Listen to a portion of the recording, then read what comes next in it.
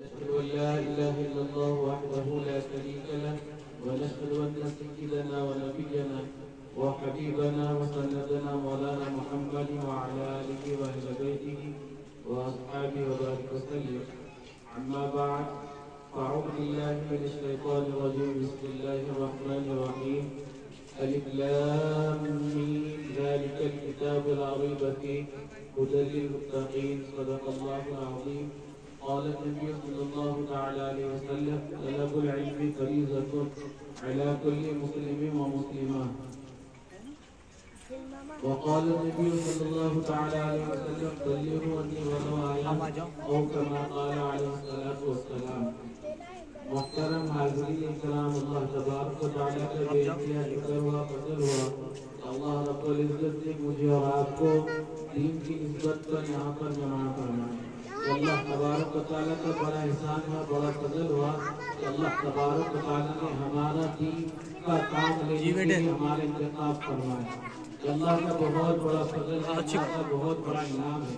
دین کا کام کرنا، دینی تعلیم ایک دوسرے سے عام کرنا، ایک دوسرے کو سیکھنا اور سکھانا، یہ کوئی معمولی عمل نہیں ہے، یہ بہت بڑا عمل ہے. اس کام کے اللہ تبارک و تعالیٰ نے اپنے چہیتے انبیاء کرام کو، یعنی اپنے چہیتے بندوں کو چنا اس کام کے لیے.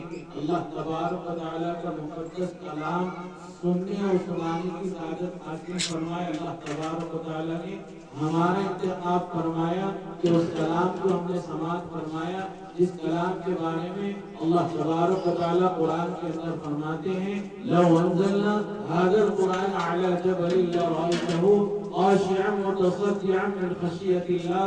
یہ وہ کلام ہے جس کو اللہ رب العزت اگر کسی چٹان پہ، پہاڑ پہ اتار دیتے، وہ پہاڑ اس کلام کی جلالیت کو برداشت نہیں کرتا بلکہ ریزہ رضا ہو جاتا. اس کلام کو سننے کے لیے اللہ تبارک و تعالیٰ نے ہمارے انتخاب فرمایا. تو ہم اندازہ کریں کہ اللہ تبارک و تعالیٰ کے ہم چنندہ بندے ہیں جس کو اللہ تبارک و تعالیٰ نے قرآن سننے والا بنایا، قرآن پڑھنے والا بنایا. قرآن ایک ایسا کلام ہے اللہ تبارک و تعالیٰ کی جس کی اللہ نے خود ذمہ داری لی کہ میں پر اس کی حفاظت کروں گا. اللہ قرآن کے اندر فرمائے اِنَّا نَحْنُ نَزَّلْنَا الذِّكْرَ وَإِنَّا لَهُ لَحَافِظُونَ. اللہ تبارک و تعالیٰ خود قرآن کی حفاظت کی ذمہ داری ہے. اور میں جس کی تلاوت کیا ہوں اس آیت کریمہ کی، اس میں اللہ تبارک و تعالیٰ فرما رہے ہیں ہم دنیا کی کوئی کتاب شروع کریں گے تو اس کی شروعات میں دیکھیں گے کہ اس کے اندر کچھ غلطی ہو سکتی، اس کے اندر کچھ کوتاہی ہو سکتی. یہ دنیا کی کتاب میں کیا آخر میں لکھا ہوگا یا بعد میں لکھا ہوگا، اس میں اگر کچھ غلطی ہے ہمارے پاس ہمارے نمبر ہے، اس کا رب پیدا کرنا، ہم اس غلطی کو سدھاریں گے.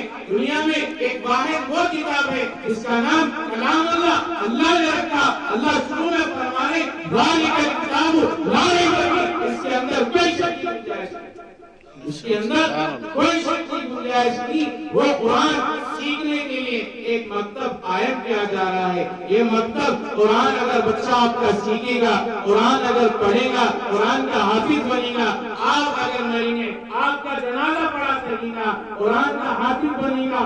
آپ اگر مریں گے آپ کے لیے ایصال ثواب کرنے والا بنے گا. قرآن ہم کیا سمجھتے ہمارا بیٹا ڈاکٹر بنے، ہم کیا سمجھتے ہمارا بیٹا انجینئر بنے، ہمارا بیٹا وکیل بنے. اس کو وکیل بنانے سے ہم روکتے نہیں، ڈاکٹر بنانے سے روکتے نہیں، بنائے ضرور، لیکن اس کے ساتھ ساتھ ہم دیندار بھی بنائیں، عالم دین بھی بنائیں، حافظ قرآن بھی بنائیں، تاکہ ہمارا بچہ ہم کل مریں گے تو ہمارا بچہ ہمارا جنازہ پڑھانے کے قابل بنے، ہمارے اندر وہ جذبہ ہو.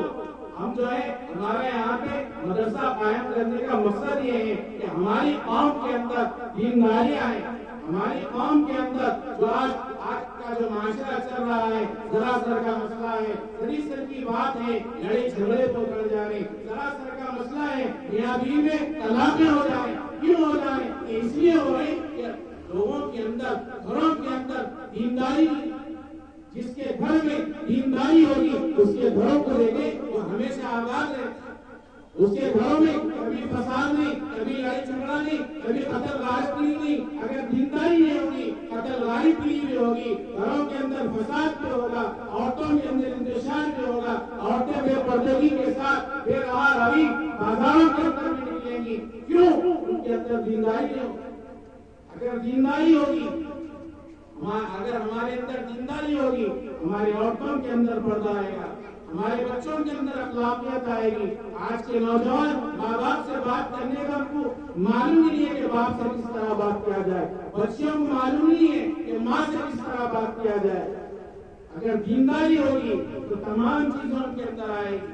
اگر دینداری نہیں ہوگی، انگریزی کے اندر، انگریزی تعلیمات کے اندر جب بچہ بڑا ہو جاتا تو اس کو یہ سکھایا جاتا کہ وہ اپنے باپ کے ساتھ فرینڈلی دوستانہ ماحول بنا کے رکھے، اپنے باپ کے ساتھ ایسا رہے جیسا دوست کے ساتھ رہے، ماں کے ساتھ ایسا رہے جیسا ایک سہیلی کے ساتھ رہے۔ دین کیا سکھا رہا؟ دین سکھا رہا باپ کا ادب کرو۔ باپ جنت کے دروازوں میں سے ایک دروازہ ہے، ماں کے قدموں کے نیچے جنت ہے۔ اگر اس سے فرینڈلی تعلقات رہیں گے، دوستانہ ماحول بنے گا تو ادب کہاں باقی رہے گا؟ یہ ادب سیکھنے کے لیے